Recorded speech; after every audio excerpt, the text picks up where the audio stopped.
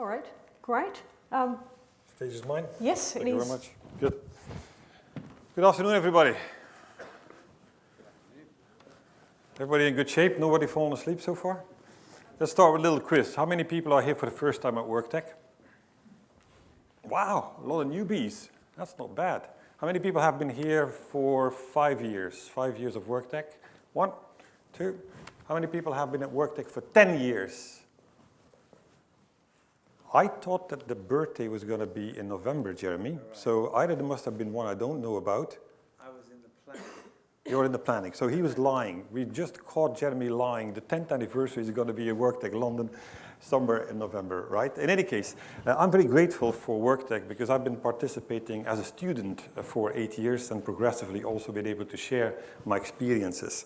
So today it's a lot of pleasure to be here in the Netherlands because as we heard from Erik Veldhoen, this is the birthplace of smarter working.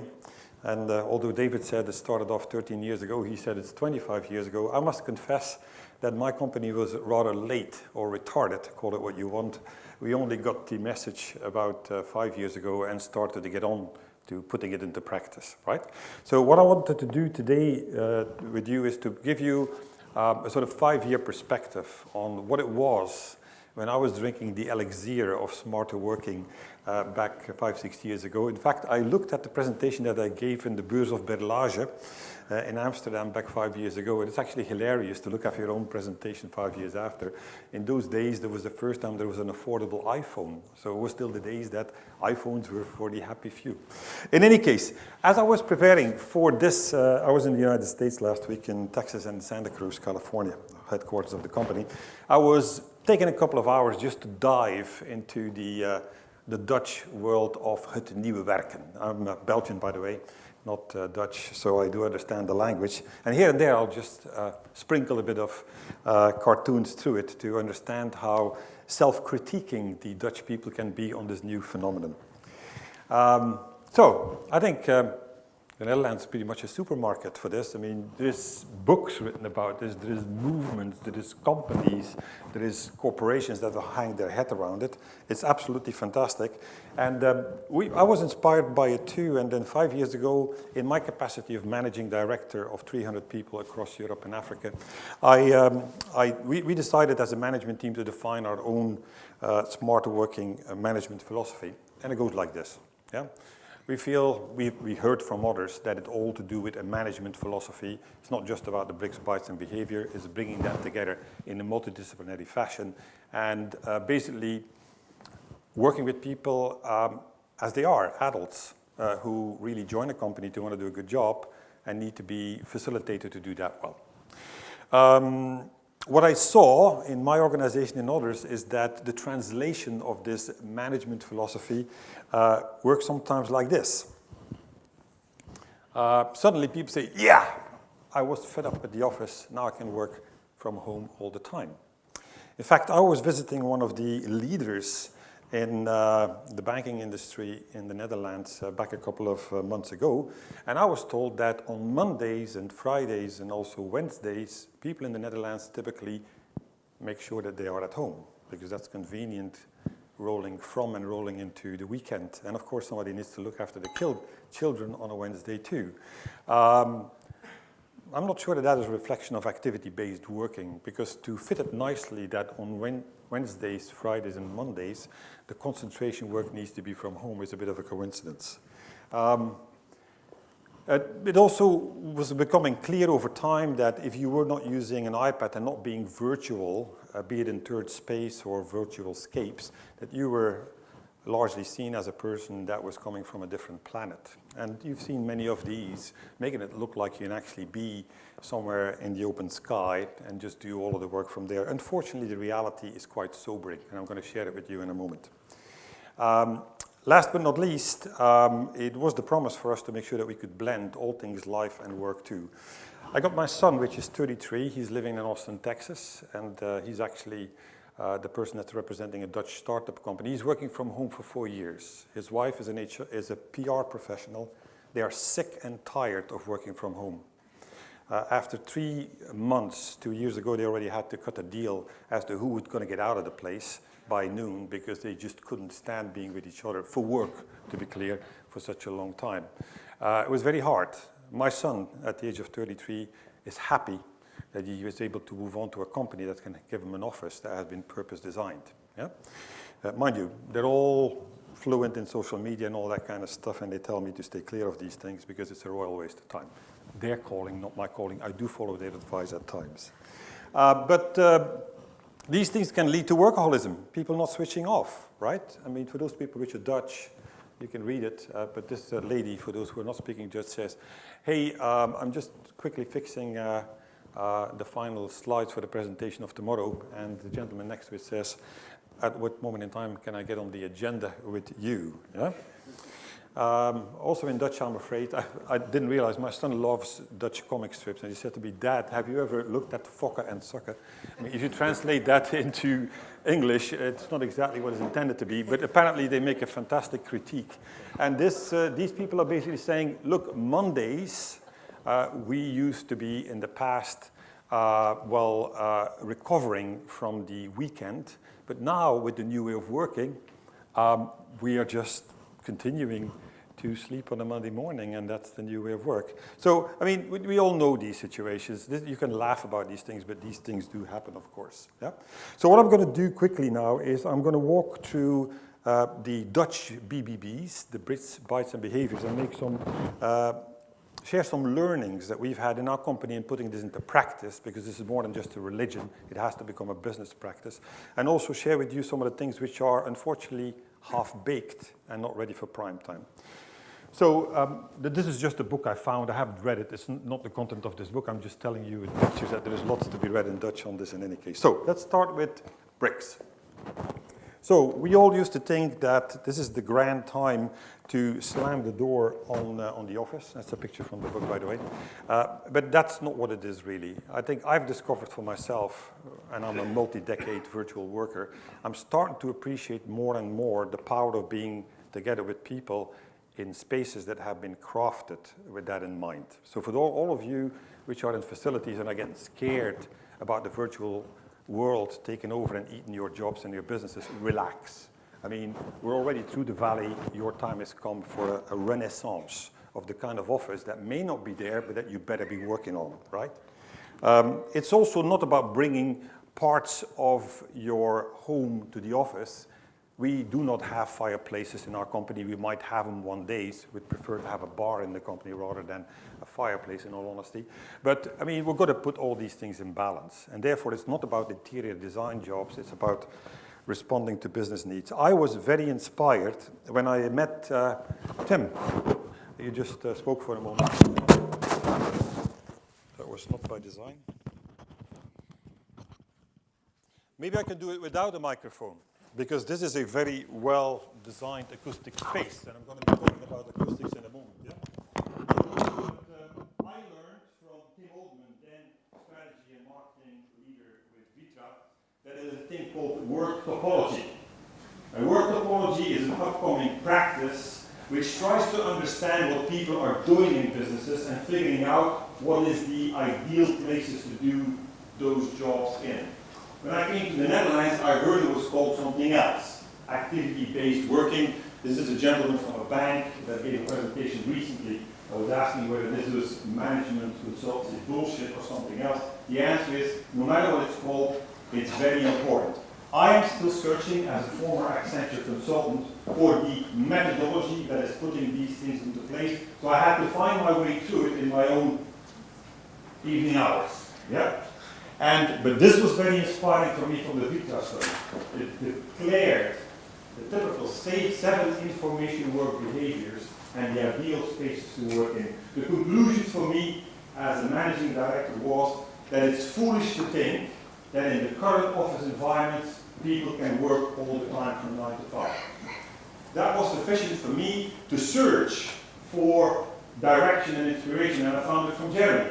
Because Jeremy published an excellent book. Yeah, I've said this in a quote too, Jeremy, which was originated in trying to find an understanding on how the aging workforce 45 plus, that's the latter half of your working time, what these people need. And the conclusion from the study across multiple continents was that the needs for those older people are indifferent from what everybody needs.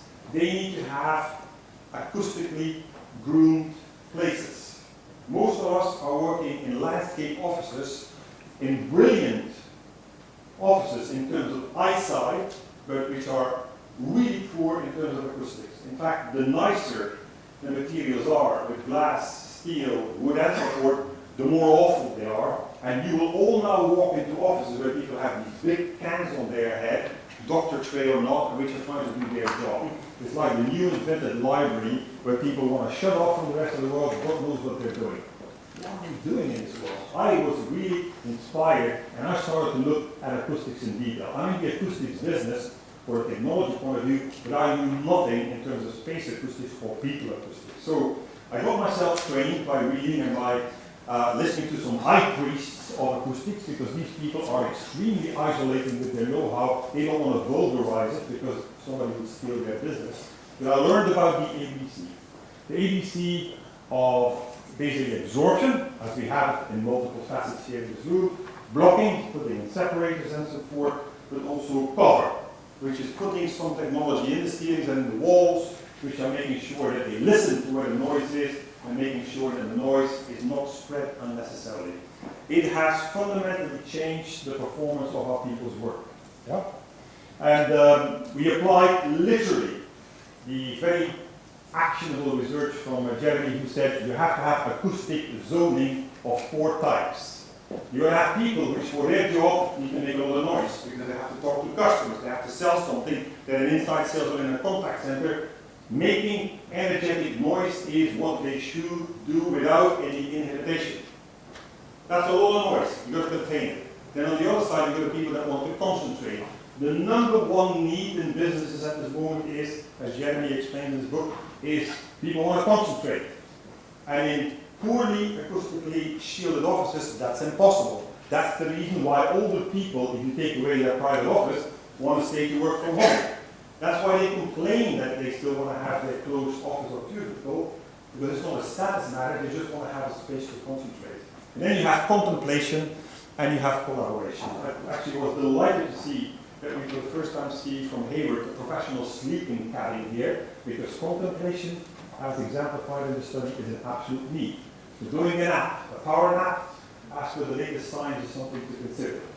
But then, what really drove it home for me as a businessman was not just the work topology theories and the guidance on acoustic zoning, but the power of asking your employees what they need. So at that time, Tim had left Vitra and he said, I'm going to make a workplace satisfaction survey where all of the associates in the company are able to articulate what they do, what they like and don't like, rather than a despotic executive or a manager, I would say potentially a facilities manager deciding it. This was a godsend for my company, because I clapped the whip on people across multiple countries and I demanded an 85% participation rate to understand what they wanted to have. And out of that came a beautiful analytics tool that highlighted where the problems were. I had 1 out of 3 of my employees not even thinking about bringing their family, kids, or customers to my office. I had about 1 out of 4 people in Germany that were ready to leave our office there because they couldn't do their job because of the piss poor acoustics that we had. So this particular tool gave the briefing document for the HR, IT, and facilities manager, and out of that came something nice. We had an initial score when we did a 65 on a scale of 100. That's the index scale for Leaseman. We set ourselves a goal of 75, and we, because we got the good grounding in the acoustics especially, we overshot it to 84. We did win here in the Netherlands, just 15 kilometers from here, the European Innovation Award for contact centers. Anybody has been in a contact center? Anybody has worked in a contact center? I ran contact centers for 2 years of my life. Not a pretty place. People are next to each other, high density, every 120 centimeters. If you want to do a focused concentrated talk to somebody, a customer or somebody you're trying to get on your side for a love affair. You don't do that when there's a lot of people talking, right? You're trying to be in a space where you can concentrate and get in the head of the other person. So what have we done putting contact center agents together in such loud environments? I mean, just listen, when you call a contact center, often you will hear the person next to the one that you're talking to talk to that other customer. How can we do that? Where's privacy? You talk about data privacy, voice privacy is not even there. Good. We won the British Institute of Facilities Management Award with our Smarter office in the UK. That's now a while ago. We have since implemented this in Germany with an office of 25 people, in Madrid, which was quite new for the places out there, with 15 people. We're going to do many more. My boss asked me to look for spaces. When we go into a building, we apply the leaseman survey, we know exactly what to do, and we turn it around, and it's much more valuable at the end than it has gone in. I get a discount for that. I get people which I recruit for a discount because they are very keen to work in a smart working environment where people have a purpose design in place. End of sermon for Rex. So what we talked about is work topology, activity-based working is the thing to look at. What are people doing? What is their personality in there? Making sure that you apply acoustics, and last but not least, ask your employees to vote for that. Let's talk about the bytes. You already looked at the funny graphics here. There is a challenge in this field because the technology is not sufficiently understood.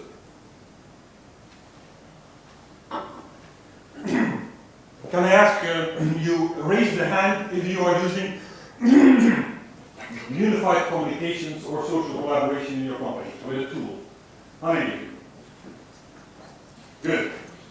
So now I'm going to try and get on the same page in terms of definition. I'll do that in a moment. I can tell you that per the correct definition, that unified communication is not used in more than 1 out of 5 companies, at least large companies in Europe, for what we've studied recently. Yeah? So that's a big challenge, notwithstanding the fact that the technology is there. Yes? What is it? You're worried? So let's explain straight away. Unified communication is a tool that allows people which are not together to work together. The first thing you need to have is a list of people you're going to work with inside or outside and an indication of their availability or presence. Yeah? Presence comes from the world of instant messaging. Then you have a gearbox of 5 communication modalities. The first gear in unified communication is instant messaging. If you don't have instant messaging in your company, you're missing something. Your people are using it for the last 12 years. Then you do a call, no matter what kind of phone. Then you get together around an audio support box, whatever style, and you have video kicking in and telepresence afterwards. You've all seen the definition. How many of you have unified communications like this in your company? Wow, that's fantastic. Are you all using Plantronics headsets? No, we have to talk with each other. Thank you very much. That's exactly what I want to hear. I don't want to say what's right about. So let's go back. The challenge is that the adoption is still very, very low. Yeah? Not just the technical adoption, but the actual adoption of usage. Yeah? The other thing is that most of the worlds of unified communication don't communicate amongst each other. When office automation was invented with email, Data General, IBM, and so forth, all integrated around X400 and S500 standards. There is no such thing on this planet that is bringing direct presence nor real-time communications together. Why? Because a bunch of suppliers don't want to integrate this stuff. So we have a systemic situation where vendors are silently colluding for a lack of collaboration. Right? There's a bugger. We're creating a Tower of Babel, and it's no different with social collaboration. You think that Twitter and Facebook are designed to work with each other? No, they all win that big war. Yeah? So this is the big, big challenge. Anyhow, if you made the first step for internal collaboration, that's a good one. Yeah? Let me tell you what I have experienced, and many with me, is the big challenge. The networks are not ready for it. Yeah? If you run a corporation, in between your various branch offices, you will have a quality of service network. I have just left the United Kingdom, London. I live next to James Bond, MI6, yeah? And I could not work on the 8th floor with Microsoft Live. It had nothing to do with Microsoft. It had to do with the fact that I had a British knowledge from British Telecom here. I I had a British Telecom old-style line going to, and I could not have a voice call. Worse, and I'm not going to quote the party, I couldn't use my mobile phone on the 8th floor either. I was told that I was living in a special cage of Faraday, where unfortunately my apartment didn't work. And then my BMW, to drive from Folkestone to London or to Swindon, was really the worst car I had for continuous voice communications, which I was able to do 2 decades ago. I'm sorry, I've had it with service providers, right? I'm from a company which is in Santa Cruz. O'Neill is there too, and we like to serve, but in order to serve, which is virtual collaboration, you need a wave. And you can't wait forever for a big wave, you need regular big waves. What we need at this very moment for this world to really work is quality of service networks. That means not just upstream and downstream, that means a lot of parameters. I'm not interested in 4G, I'm interested in if I'm going to have high quality voice to begin with, possibly video continuous communication at certain frame rates. That's the contract I would like to have for my people, and I would like to have it privately too. I can't get that. Apparently the operators cannot speak my language. My IT guys do it, and we're trying to get together some companies who would like to convey that to the industry. Anyone wants to join with me for that effort, right? We'll do some polls later on, you can join with me, because it's time that we ask service providers to provide that. Good. Because I'm going to skip this one very quickly. We have a little checklist for us to see where people are on virtual collaboration. The first thing that is required is you need a digitized company, a digitized company which has cloud and all that kind of stuff. That's where you are at stage 1. Then you need to have mobile and support and support. I've been asked to hurry up, so I'm going to jump to the last beat, which is behavior. You know that the Achilles heel of collaboration and virtual working is trust. Yeah? And trust is a woolly word, but this book describes it majestically. Coming down from that very lofty aspiration, which is far from guaranteed, even in the Netherlands, there's other things that I have found. First of all, you cannot just give to everybody the promise of working from home. You need to do a location independency suitability analysis. In our company, we do that for every job, and we do it for the person to see if they are both fit, and if they match, they can start to work somewhere else. Yeah? Number 2, talking about result-focused work, it's extremely company-specific. It's very hard to do that with general productivity indications. We are using a powerful piece of software from a company acquired by SAP called SuccessFactors, which is a alignment and cascading tool for smart goals. Even after 2 years in our company, we haven't managed to achieve that. Yeah? It's hard work. We also are now changing our compensation systems because we have analyzed that top performers produce 10 times more value than an average performer, but we are not yet paying them 10 times that much. So that's the next thing, right? So we're on for an interesting, and that means that how long you work for a company doesn't count anymore. It's what you actually produce. This is revolution in pay. The other thing that we have found at the nitty-gritty level is that virtual collaboration in most of the cases sucks, because a lot of people are just simply not paying attention. This is an out-of-date picture because the tablets are missing. Most people have multiple screens open, and whilst they are pretending to participate in something, in reality they are not. There's only 1 out of 4 people which are participating. As a managing director, I know how hard it is to get people's attention in a meeting room with everybody under the table with their toys. At least I can call them and ask them for their toy to be put into a basket. But if that they're virtual, can't do that, right? So this is the big challenge at this moment. How can we make sure that there is an element of vitality and discretionary engagement in this world? Otherwise, it will be like running a BMW factory where 3 out of 4 of the robots just do something and you think you're going to have a safe car. In the world of industrial work, this is a joke, right? So, we're getting better at this stuff. These things are getting worse. What we need is more hybrid professionals. People which are good at finding isolation spots in offices, third-party spaces, or at home. People that are good at articulating with other people in all these, I would say, time-deprived areas. That's the reason why my presentation should have been 8 minutes per TED standards rather than the 20 minutes you gave me. So all this is very well described. I invite you, I missed the presentation at your event Tim, but please read the book from Julian Treasure on sound business. This gentleman has made me that tall because I thought I'd do something about sound. If there's one book I recommend to you, read this one, particularly if you're in the field of facilities. Yeah?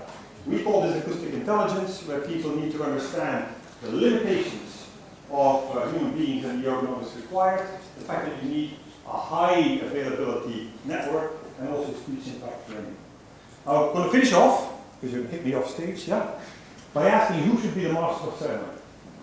I had this question 2 years ago, and I decided that the person, in my case the lady in charge of HR, has to take the lead.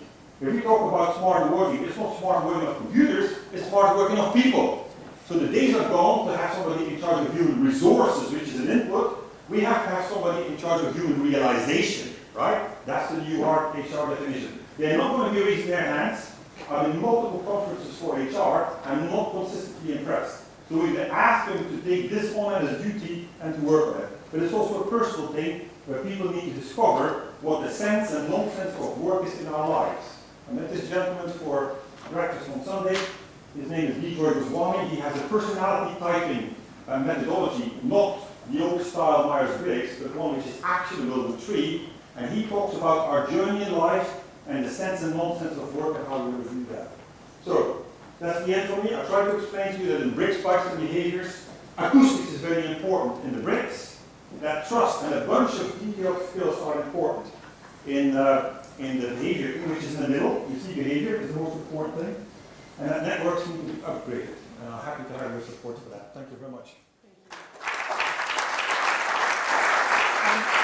There was no question time.